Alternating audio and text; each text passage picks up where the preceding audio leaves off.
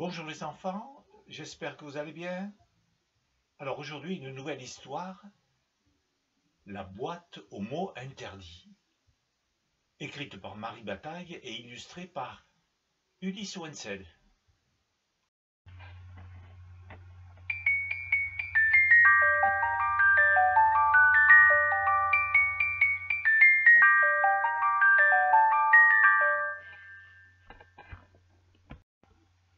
Tout a commencé à cause d'une mystérieuse boîte en ébène noir. Elle trône depuis toujours sur le grand bureau en bambou ciré de maître Toa, professeur de dignité. Cette boîte, c'est la boîte aux mots interdits. Dans la famille de maître Toa, on ne doit parler qu'avec des mots sérieux, bien droits, bien débarbouillés.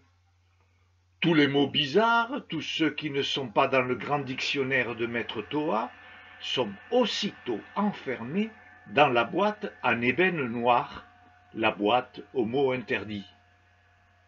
Un jour, pendant le repas, Dizzy Toa, le jeune fils de maître Toa, dit « Oh, j'adore le poulet rôti à l'ananas.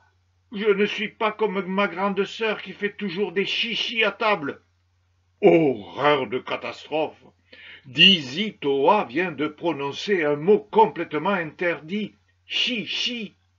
Aussitôt, maître Toa a la moustache qui tremblote, la gorge qui le gratouille et la bouche qui le picote. Vite, maître Toa attrape le mot chichi qui essaie de s'échapper et il va l'enfermer illico dans la boîte aux mots interdits. Après le déjeuner, maître Toa et sa femme partent faire des courses. Dizzy Toa en profite pour se précipiter près de la boîte aux mots interdits. Il tend l'oreille, il écoute le bruit que font les mots dans la boîte. Il leur dit « Papouille, bidouille, chouïa, ratapoil, coussicoussa, taratata, je suis là !» Le mot patapouf lui répond « Dizzy Toa, s'il te plaît, ouvre donc cette boîte. » « Impossible, réplique Dizzy Toa, c'est absolument interdit. » Le mot chouïa insiste. « Mais, Dizzy Toa, personne n'en saura rien. » Dizzy Toa se dit qu'il ne peut bien faire plaisir aux mots interdits. Ils sont si bizarres et si rigolos. « Si vous m'éblouissez au doigt et à l'œil, peut-être, » s'exclame alors Dizzy Toa. « Oui, youpi !» répondent en chœur les mots de la boîte.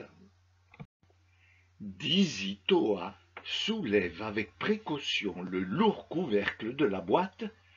À l'intérieur, les mots chapouille, fripouille, chouïa, chichi et tous les autres poussent pour sortir et, brusquement, le couvercle s'ouvre complètement. Une centaine de mots interdits, tous horriblement pressés de s'en aller, se faufilent hors de la boîte comme une nuée de lutins. Dans la très honorable maison de maître Toa, on entend alors un vacarme assourdissant, des cris, des disputes, des éclats de rire. Les mots, comme des petits fantômes farceurs, entrent et sortent en faisant des courants d'air. Puis, ils ouvrent la porte d'entrée et font claquer les fenêtres. Bientôt, un immense tintamarre envahit tout le quartier. Madame Lotus, la voisine d'à côté, s'étonne. « On dirait que tout ce remue-ménage vient de chez maître Toa. »« Impossible, impossible !» s'exclame M. Tang, notre voisin. « Cette maison est d'habitude la plus calme du quartier. »« Regardez-moi ça, dit Madame Lotus. Elle tient par les oreilles le mot « papouille » qui n'arrête pas de gigoter. « Oh, mais va-t-il enfin arrêter de me faire des chatouilles ?» crie-t-elle en se trémoussant comme si elle avait une dizaine de petits doigts qui la gratouillaient sous les bras. Elle demande « Est-ce que je dois le rendre ?»« Certainement, répond M. Tang, sinon vous pourriez être accusé de vol. »« Quel dommage, dit Madame Lotus, Je n'ai pas ri comme cela depuis des années. Monsieur Zou, l'épicier, sort de sa boutique. Il montre un gros chaudron dans lequel se prélasse le mot tripatouille. Avec ses 727 pieds, Tripatouille n'arrête pas de malaxer le sucre et le lait. Croyez-vous que maître Toa va me le laisser pour mélanger ma confiture de lait de coco? Demande-t-il à ses voisins. Tripatouille, je n'ai jamais vu un mot pareil avec des pieds aussi travailleurs. Et moi, dit monsieur Cheng le pâtissier, j'aimerais bien garder le mot chouïa. Il fait des miracles pour que mes gâteaux ne se cassent pas la figure avant d'être mangés. Aujourd'hui, j'ai rajouté un chouïa de pâte de haricots par-ci, un chouïa de pâte de riz par-là, et un chouïa de gingembre. Et regardez, mon gâteau se tient aussi droit que la grande muraille de Chine. Li Pong, la petite fille de monsieur Tang, a capturé le mot kusikusa, et elle ne s'en lasse pas de ce petit mot qui ose tenir tête à tout le monde. La maman de Li Pong crie « Lili, reviens ici, tu m'écoutes, oui ou non ?»« Kusikusa » répond Li Pong. « Vas-tu m'obéir ?» s'énerve encore sa maman. « Kusikusa » répète Li Pong. Le vieux monsieur Tang gronde Li Pong. « As-tu fini de te moquer de ta mère ?»« Kusikusa » répond encore Li Pong. Et pour une fois, devant la vénérable maison de maître Toa, tout le monde s'amuse beaucoup. À ce moment, maître Toa et sa femme reviennent du marché. En découvrant le remue-ménage qui règne devant sa maison, maître Toa rentre chez lui par la porte cachée du jardin.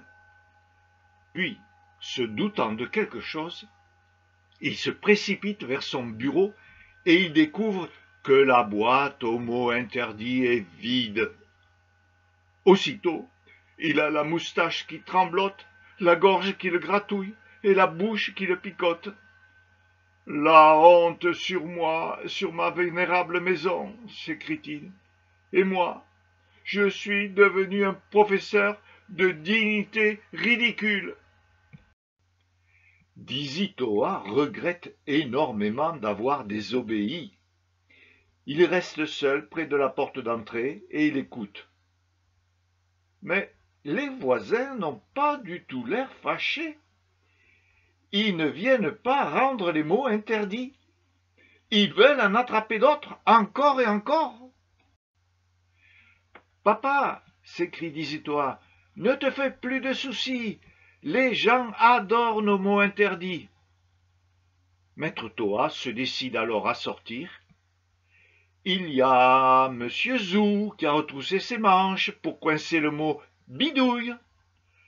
Monsieur Cheng qui déroule le chignon de Madame Lotus pour attraper le mot ratapoil. Quant à Li Pong, elle donne des coups avec ses chaussures pour attraper le mot fripouille.